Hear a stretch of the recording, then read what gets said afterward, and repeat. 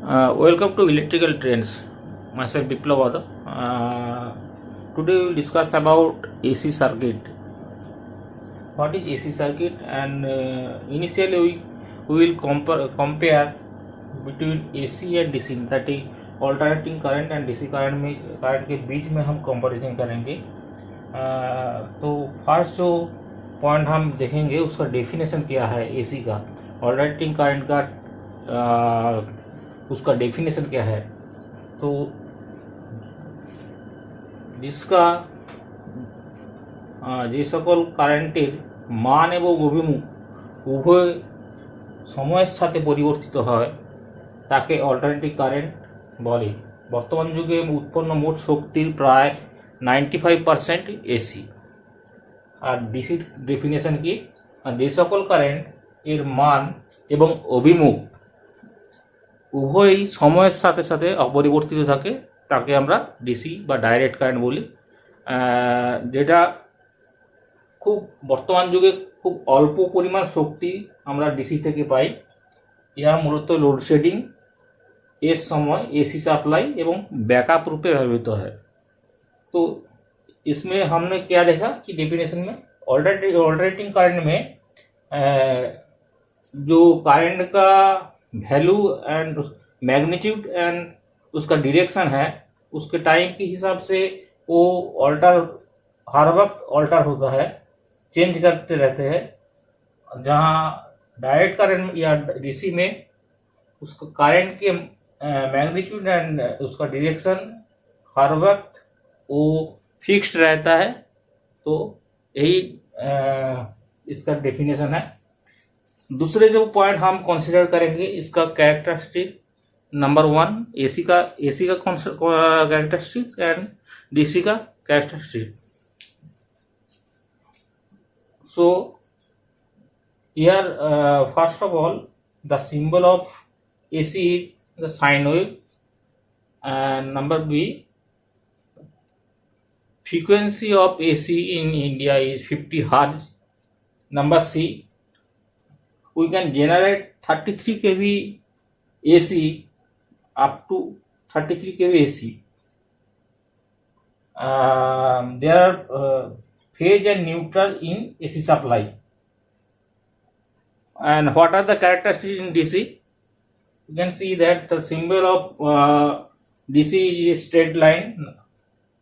Number B, it has no frequency, so its frequency is 0. Number C, we can generate DC maximum up to 650 volt.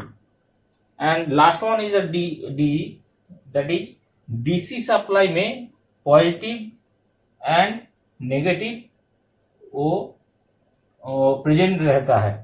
तो यही दोनों point जो हम discuss किए, एक है उसका एक एसी एंड डीसी का डेफिनेशन एंड दूसरा है एसी एंड डीसी का कैरेक्टरिस्टिक्स. इसके बाद हम लोग डिस्कस करेंगे इसका एडवांटेज के बारे में. नेक्स्ट हम देखेंगे कि एसी के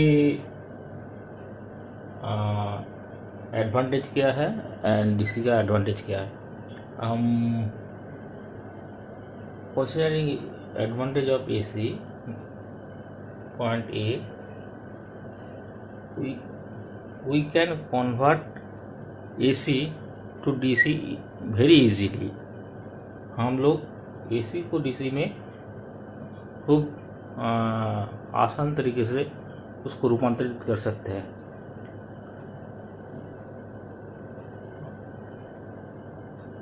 एक ही तरफ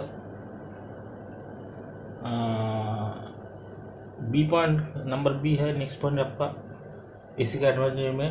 2 नंबर पॉइंट क्या है ना, एसी का जो वोल्टेज है वो हम ट्रांसफार्मर की मदद से उसको अप एंड डाउन बोथ कर सकते हैं. स्टेप अप ट्रांसफार्मर से यूज करके हम उस वोल्टेज को हम बढ़ा सकते हैं एंड स्टेप डाउन ट्रांसफार्मर को यूज करके हम उसका वोल्टेज को डाउन कर सकते हैं. Number point number 3 that is C, point C,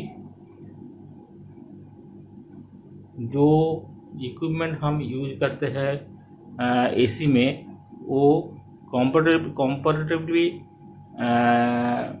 cheaper होता है